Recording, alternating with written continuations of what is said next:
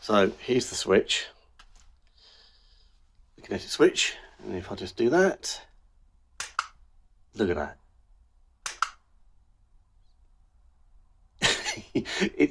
It's the little things in life that, make you smile, but that's brilliant. Well, things were going well, but after I shot the last scene and showed you that kinetic switch was all working nicely with that rear light, it went wrong. And doesn't work at all now. So currently the light is actually permanently on at the moment. I could try something. Hang on, I'm going to try something.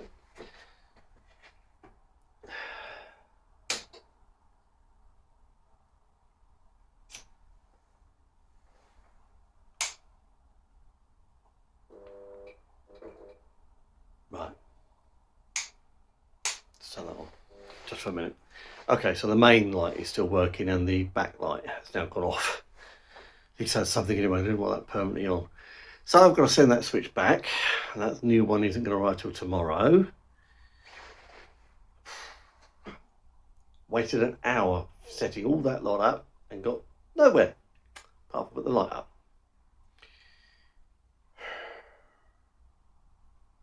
There were some choice words, I can tell you.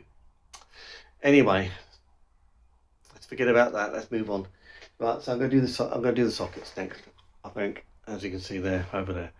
Get the sockets done, and then we'll get the rest of the lights done and get this other light decommissioned. And we'll have to worry about the backlight tomorrow.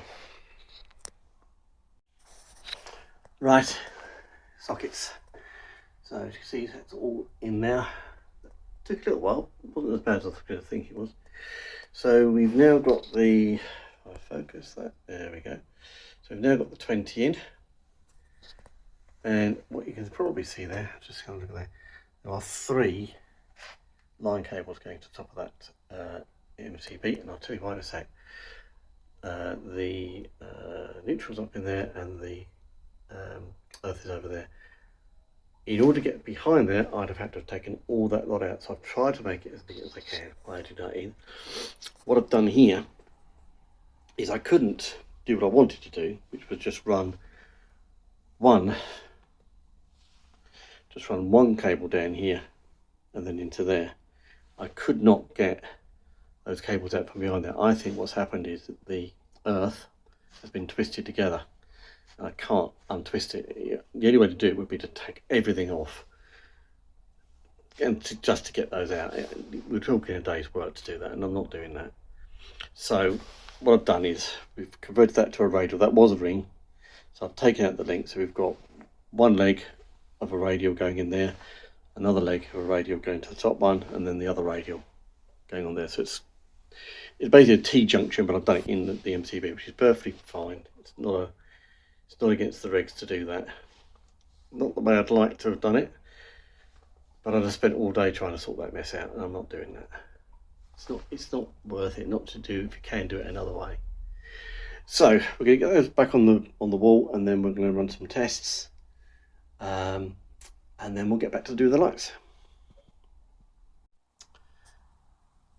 Right, quick update as to where we're getting to now. So we've mounted one light there.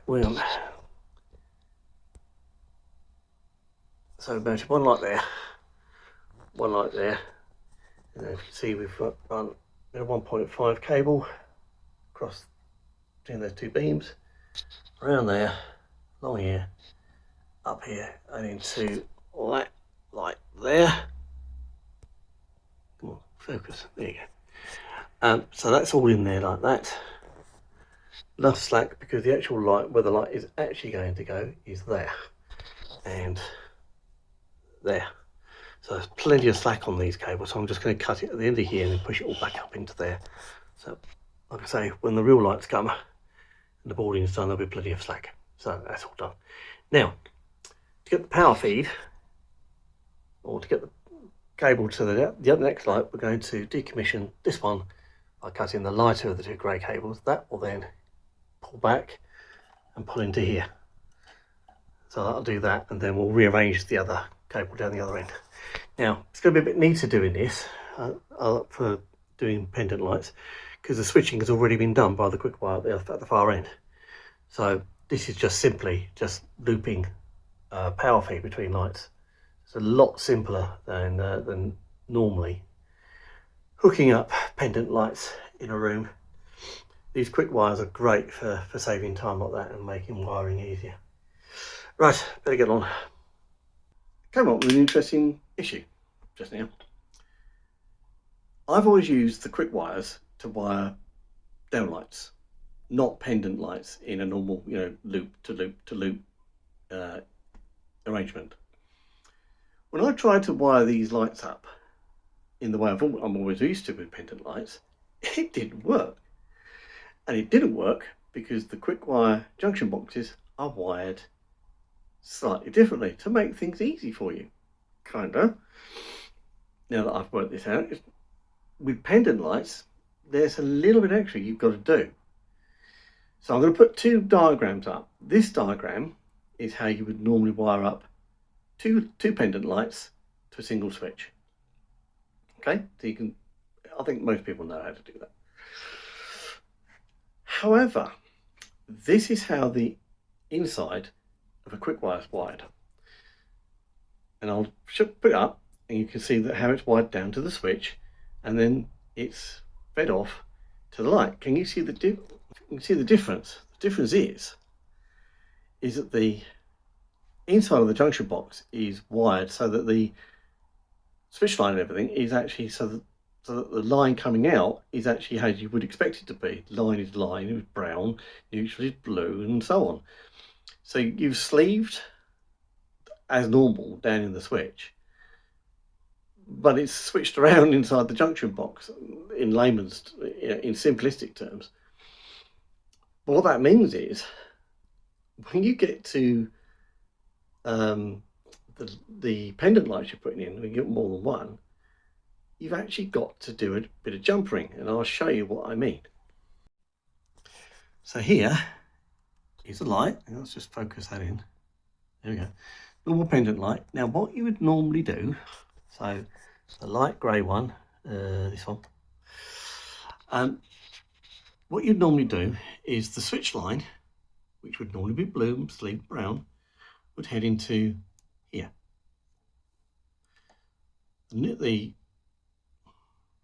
And then the normal line feed would go into loop, and then the next line on would take another brown and you'd head on and off. But if you do that with the quick wire, this light would come on, and that one wouldn't. Because it's actually gone neutral, is really neutral, line is really line. So it's not the way you would normally do it. So what you have to do is the incoming line, which is this one, you've got to, if I show you what I've had to do, I've had to put in a little jumper in between the loop and the line feed here. If I put that jumper in, there we go, I'll put that little jumper in, and then the feed coming in from the quick wire goes into loop, and then this goes off, heads off as normal, off to the next light, and then the neutrals as normal go into here. That's the difference. When you then turn it all on, this light comes on, and so does that one. And just to prove it,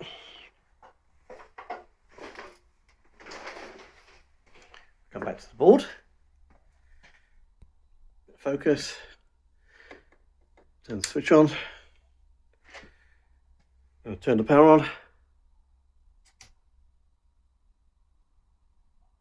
I turn the switch off, I won't do an echo, I've got it off the wall. But there you go.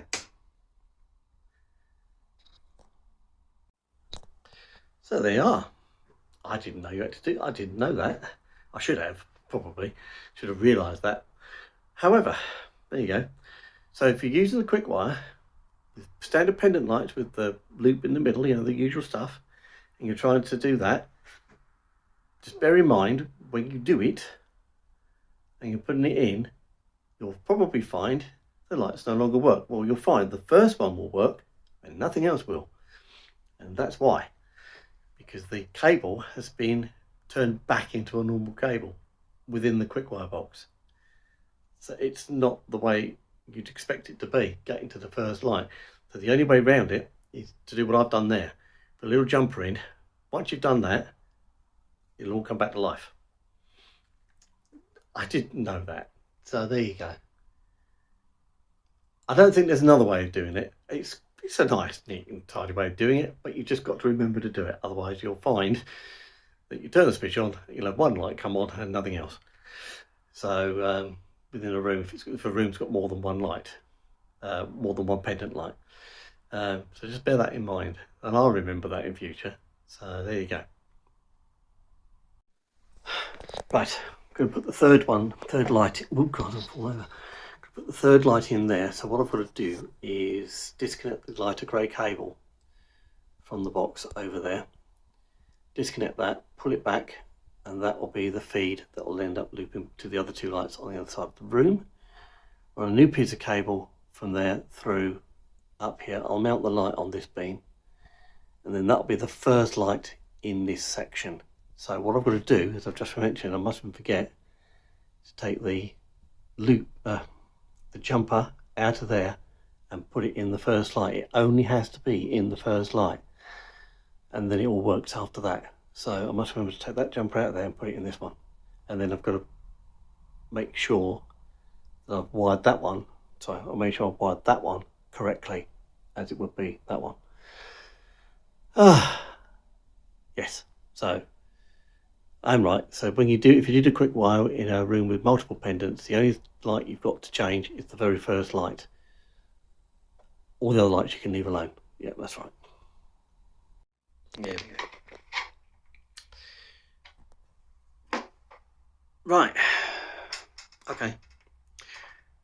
Maybe using quick wire junction boxes for what I'm doing here may not have been the best way to do this, because I was wrong. What I said earlier on, this little jumper wire has to be in every light except the last one in the line, because you basically got a standard cable now from the quick wire. So the quick wire is coming in. You don't have a switch line and a common line. It doesn't exist. You've got a line and a neutral now, as you would do normally. So I'm able to retrofit every single. That's a good thing. I've only got 3 lights. Got 3 lights in this room. And I've got to put this loop piece of conductor in each one. Well, in 2 of them, in 2 out of the 3 I've got to put it in, so it's not really that much of a hassle. But in retrospect, doing what I'm doing, well, the quick wire way of doing it, but the best way of doing it, don't know. But luckily I've only got 2 lights in here. Which I'm doing. Ironically, what is going in here are spotlights, so it won't make any difference anyway. So I won't have this problem when the spotlights go in. I'm only having this problem because I'm putting the temporary lights in, but it does show an interesting conundrum with the quick wires, which I personally didn't realise. There you go. We live and learn. So I'll just jump with this other light up, and then it'll all work with all the temporary lights, and we can wait for the down lights to go, and we won't have this problem. So there we are. We are operational. Look, it's great. Love it. Yeah, light switch, make sure it works. There we go. Oh, it's dark now. Just shows how late it is. Right. So the main room temporary lights are in. I've got a bit of tidying up to do. As I say, there's a lot of slack on all those cables. There's a good reason for that, because we need that for later. I do need to tidy it up a bit. It's a bit messy up there. Again, a bit messy in that section there as well. But those 3 lights are the main room lights. In the back, you can see there's a light there, which we've been working on. A little stringy thing you can see is the RF transmitter. Just waiting for a new switch because it broke. What else we got doing? Oh, yep. Sockets are all in. So there you go, all that's all in. Sockets all done. So that's finished. So I'm left with 2 jobs. I've got an outside light to put in, which is going to be powered from there. go straight out. I'm not quite sure where I'm going to do that yet. I haven't quite worked that out yet. And then obviously this room here, I know it doesn't look like a room, but it is a room. This is going to be the gas room, and we've got a light to put there, so I'll put that up and run the cable in across there. And a PIR is what we've decided to do for this room, so I need to get the PIR, and that'll be Monday. Thank you. Not doing the outside light because of that, so we'll close that door. Don't want to do that. There we go. So that's us done for the day. A few little foibles put us back a bit, you know, learning about that quick wire. Obviously, as I was saying, the quick wire conundrum only came about because I'm using the pendant light fittings with the loop stuff. Eventually these are going to be replaced with downlights, so we won't have the problem, so it won't be an issue. But you know, that was an interesting thing. So the loop connection, by the way, has to go into every light except the last one. It's not a major thing to do to the lights, but you just have to remember it if you're having to do any remedial work and putting these quick wires in, then and there's more than one pendant light in a room, you're going to have to put a jumper in. Otherwise it won't work. I don't know how often you'd get in a situation like that. Anyway, if you're having to do that sort of work, it sounds to me like you'd be upgrading a room anyway with lighting, so it wouldn't matter. But anyway, just in case anyone comes across that, that is the problem. I might put a short video together just for that one. Anyway, done for the day. We're back on Monday, and we'll get this last bit done. Put the PIR in, fix the switch at the back, and we're done in here then. So, good morning. So we're back here again, and we've made some progress with the outside light, given it's nice and sunny and warm today for a change. I'll show you exactly the fun and games we've had with trying to get the cable over to the outside light in a second. But first of all, we'll show you exactly what we've got the back room finished. Remember, just a short while ago in the video, the kinetic switch broke. So I'll just show you that it actually does work now that replacements arrived.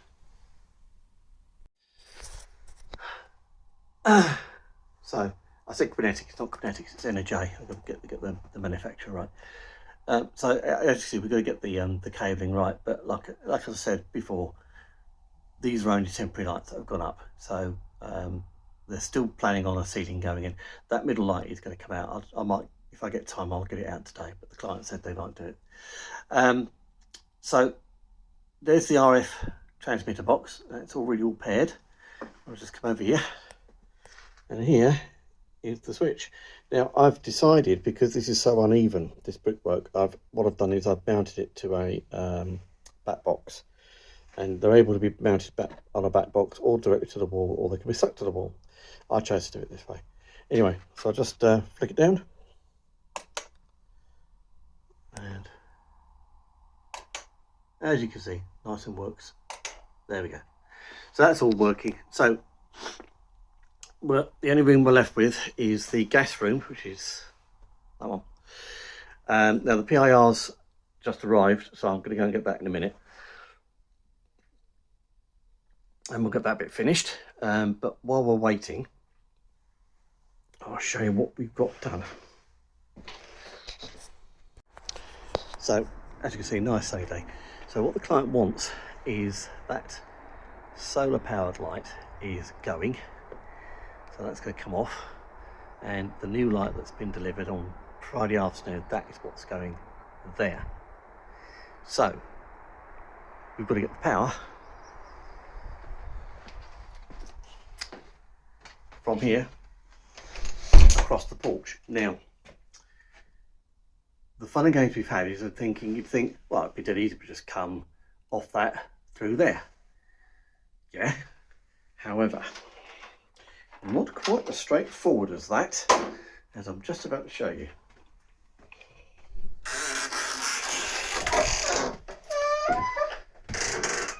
So the light is actually the other side of that wall there. It's about there somewhere. So what I've taken down the insulation from these sections. As you can see, my drill is there. So we've had to get the angle right. That first one, the angle was wrong. Second one, I got the angle right. Now, what I didn't realise is that we've got wood, then brick, and then wood again. So I was able to get through the first bit with my SDS drill, but the SDS drill would not, come what may, go through the second bit of wood. Just would not do it. So what I've had to go and get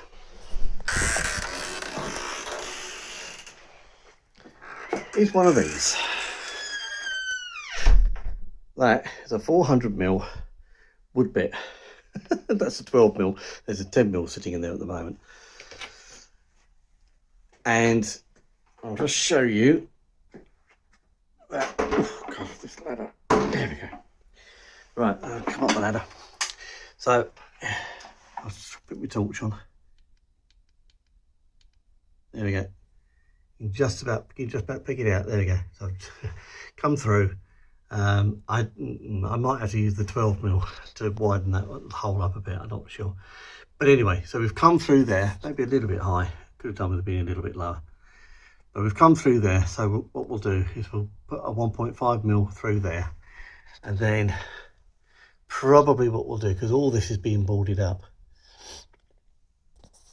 probably what I'll do is I'm either going to come underneath this beam or I'll drill through. Now I've obviously got to be careful because this is a gas pipe. I've got to be careful. So if I do drill through that, I've got to be careful. I'll probably drill through as close to this bit here. Probably, I can't come too close actually. I'm going to have to come through about there. And then do that. And then that can come through and then straight into there.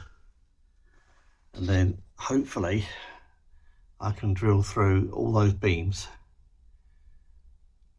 right out to the outside, and then we can mount the light. So yeah, so I think probably what I'll do next is probably get that sorted out, that bit there. Then I'll drill this hole, and then we'll have the fun and games of fishing the twin and earth cable through that hole, through the void, through the brick, through the wood, and out the other side. I've got my fishing rods with me, so I might have to use those. But we'll see how we go.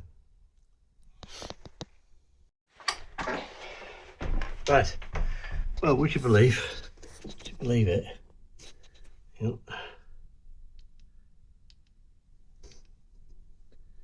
There you go. Well, would you believe it? Cable actually went through that hole first time. I would have put a safe bet that twin and earth wouldn't have got through that hole first time. But look at that. Well, there you go. Let's give myself plenty. It's got to go into there through that joist. Well, I'll be cool. Right, so let's get those holes cut and get it through to where we need it to be.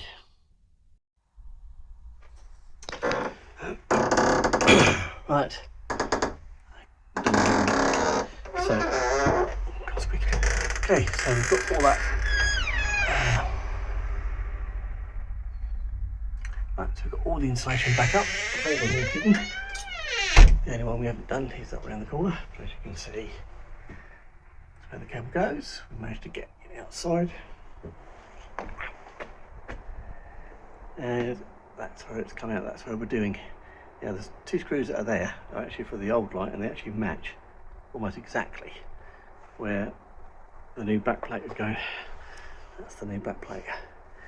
So that went up at an angle to get it in, so that's fine. I'm going to leave that insulation panel down just for the minute, and we'll see, because what we might have to do, may have to dig a channel or cut a small channel to put that cable in. Not sure yet. Let's have a think about that. Yeah, I'll have a think about that. Right, that's the outside light done. that needs a bit of tidying up, and the bracket needs to be put on. That cable there, where's it going? Here it is, that one there. Snaking in there, going through there, above the porch. Come out here, and one outside light. It's on at the moment. We just need to change all the settings on it. I don't know how long that'll stay on for initially. I'll check the manual. But yeah, so that's done. So now we can work on the gas room light. Okay, the last light is in place. As everything else, loads of spare cable because of where it's going to go in the end. Plenty of slack there, running the cable all the way along there, and into the splitter. So that's all in there. That's kind of the brains of the outfit, if you like. And as you can see, that light's now gone off and come back on. What we've got behind there, that is a microwave sensor behind that light. So that's how we're doing this and avoiding any potential sparks from switches and things near this gas meter. What this room is, just to remind people, that's where the wall's going. There'll be a wall there, so this will be all walled off. And this door will be the access point for people to access the gas meter. That's why this is on a PIR. Might sound odd, but I've just tested it and it works fine. Coming through the door works. So just keep it on there just for a second. On to move, and there you go. So done. So all the other lights, put these 3 lights on. So this switch, the main room lights, those 3, and then down here. Oh, and here we have got the Energize switch, which operates that one. And then we've got the outside light, which is all done as well. Just go and check it. It should be working. Oh, obviously the sensor lights need to be calibrated. It's a bit difficult there. And it's working. There you go. Fine. They all need to be calibrated, but we can't really do that until it gets dark. So, right. You've seen inside this consumer unit, you've seen how tricky it is and messy it is to get hold of cables and things. And in here is obviously the line. So the cable that runs in here goes up here, goes to the garage lights that are just in all fitting. In this particular case, I don't need to do my dead tests, opening this box up, fishing all the cables out, disconnecting them from all the MCBs and stuff. So I have to do it from there. I can actually do it from here. Because I've actually connected these cables up to make the power feed go through, so I've adapted it. I can actually disconnect from these inline Wagos, and I can do the dead tests from here, because the length of cable from there into here is negligible. It will be within the margin of error of my tester, so that really doesn't matter. So I can test from there. Not only that, but the longest leg just happens to be to here, and in there I can actually put my probes on. I can take that cover off there, I can put my probes on, and I can actually test all the way through to here. Again, this piece here is negligible. It really wouldn't, even if you added that bit to that bit, it's still going to be within the margin of error of my tester.